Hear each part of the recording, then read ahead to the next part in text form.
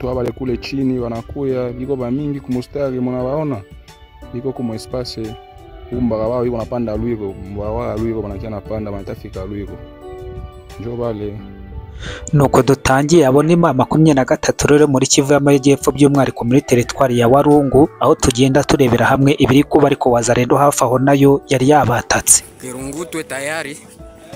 Hawa ni askari jeshi wa coalition Mwenga Shabunda. Mwenga Shabunda ni situation ya sai. Hapa hivi escale Tibukavu. Tibukavu.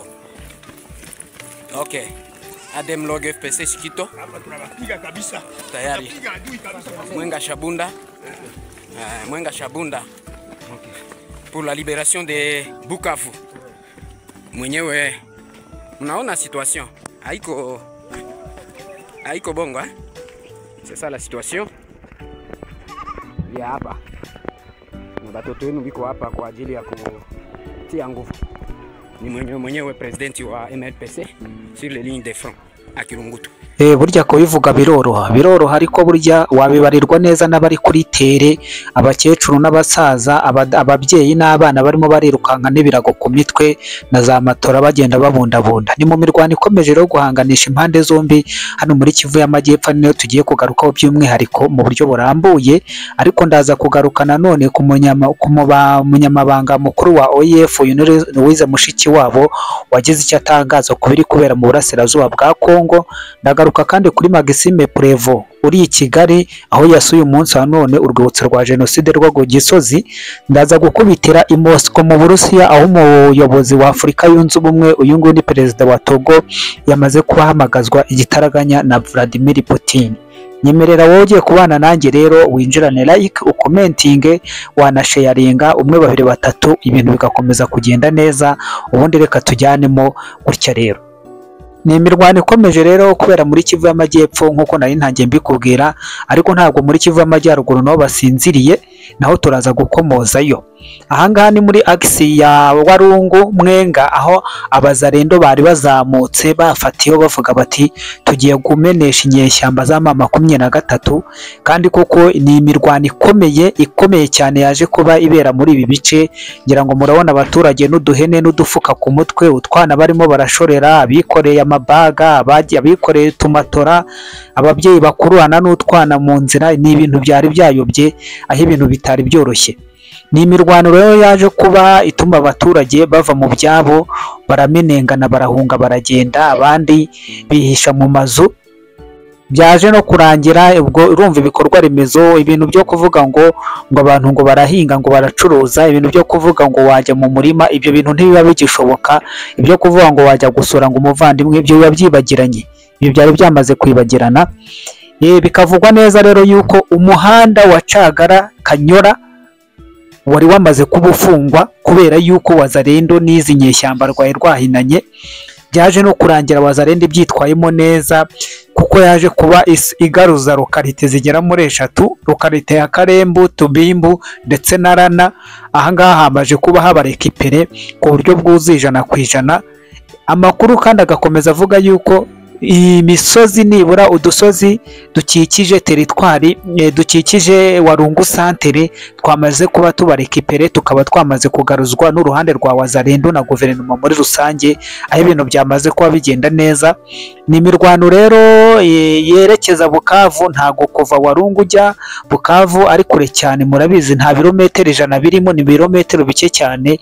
Ni imirwano n'ubundi kuba usatira Walungu biba bisobanuye yuko na Bukavu iri mu kaga. Kandi izi nyeshyamba za 23 igituma zimanuka hano muri Walungu ni ukugira ngo zize gutangira Abazalendo bashaka kuzamuka bagira ngo barekipere Bukavu, bityo izi nyeshyamba zikitanguranwa zikaza kubatangirira mu nzira kugira ngo badatera intambwe n'imwe bazamuka berekeza muri ibyo bice bya Bukavu, kuko kugera Bukavu byaba ari ibyago bikomeye, ndetse izi nyeshyamba zaba zigushije ishyano kurenza ikindi gihe cyose zaba zarigeze zihura n'ibibazo.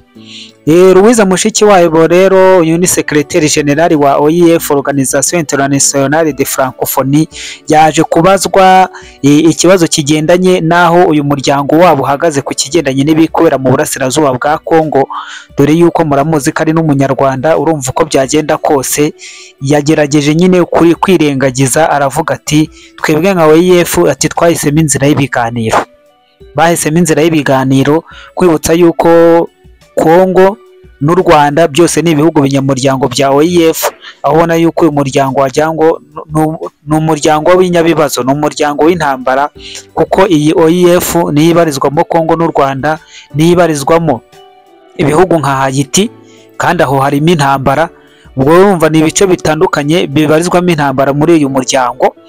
Rero akavuga yuko ngo ibigendanye ngo n'uyu muryango bahisemo ngo ibiganiro, ngo gushyigikira inzira z'ibiganiro, ariko uyu mwanya wa none nawe unteze amatwi cyangwa unkurikira urabizi neza yuko inzira y'ibiganiro nta kintu imara, nta kintu iri gutanga.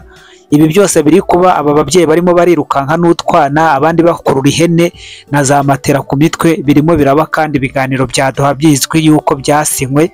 I Washington bagiyeyo, i Nairobi banyuzeyo, i Dar es Salaam bacayo, i Rwanda banyurayo, aho basigaje no kujya Moscow na Beijing ahari, kuko ni Paris bavuyeyo.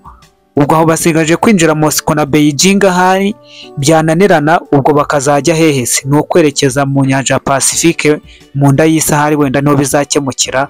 Ariko iby'umunwa musa byaranze. Iyi ntambara ya Kongo nk'uko yashojwe 2023 yishoza yakoresheje imbunda, na leta ya Kongo igomba kuyihagarika ikoresheje imbunda. Ibi byo kwirwa babeshya ngo barakoresha ibiganiro, umunwa musa nta mumaro.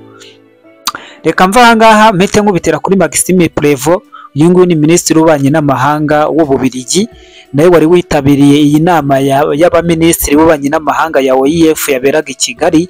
Uyu mugabo rero ejo twaramuberetse ku mashusho arimo arahoberana na Nduhungirehe, ariko nyamara banamaze iminsi batukana kuri media, berekana yuko umwe ari ukomeye n'undi ari ukomeye. Uyu munsi rero Maxime Prévost wawe yagaragaye yagiye ku Gisozi ngo kunamira inzirakarengane zajeje jenoside, nk'uko n'abandi banyapolitike n'abanyabyubahiro b'ibihugu bitandukanye babagenza. Akaba rero ngo yagiye kunamira ababiligi bakuye mu ntambara iyo yo muri 1994 hano mu Rwanda. Ibintu byaze gusa nk'ibitunguranye, bavuga bati Maxime se nayo yabikora. Arabikora nyine kuko ni formule y'ibihugu, cyangwa ni formule u Rwanda rwashyizeho igomba kubahirizwa na buri munyacyubahiro wese uje mu Rwanda, ndetse akagira n'akantu akora mu ikofi akabasigira. Mvuye aho rero reka nerekeze i Moscow, aho perezida wa Togo uyu nguyu ninde ni Nyansimbe na ninde di nkunda kumwitiranya na se. Uyu rero yagiye Moscow, yahamagajwe igitaraganya i Moscow, aho yahamagajwe na perezida Vladimir Putin. Abantu benshi bari kwibaza bati ni iki Putin ashaka muri Afurika cyatumye ahamagaza perezida wa Union Africaine? Ese kuba bagiye guhura hari icyo byaza kwatasha cyangwa kwafectinga kuri iyi ntambara yo mu burasirazuba bwa Kongo? Hari aho byaba bihuriye? Ibyo byose rero ni bigenda bigarukwaho n'abasesenguzi ndetse n'abakurikirana ibya politiki y'aka karere, ariko ikigaragara cyo nuko Uburusiya buramaramaje ku guharanira inyungu zabwo muri ibi bice bya Afurika. By'umwihariko urumva ntago bwatangwa kuri Kongo nk'igihugu gifite amabuye n'indi mitungo myinshi kamere yifuzwa na benshi ku isi, ntabwo Uburusiya bwahatangwa. Ni ukuza gutegereza tukamenya ngo mbese biraza kurangira bite. Mwibutsa yuko mu mwanya urangiye aribwo mu mwanya ushize aribwo Goma harangiye inama y'inyeshyamba za M23 n'itangazamakuru ryabo bari batumijeho. Byinshi kuri iyi nama tuzabigaruka mu biganiro byacu by'ejo. Ubundi murara haryana, hataryana harara umwanzi. Bye bye, ciao ciao. This video is not default to promote any terrorist, violence or hurting. Our purpose and target is to inform and to teach, not to hurt anyone wherever. And I repeat that we never made this video to promote any terrorist or to promote violence or to promote any hurting. And our purpose and our goals is to inform and to teach, not to hurt anyone.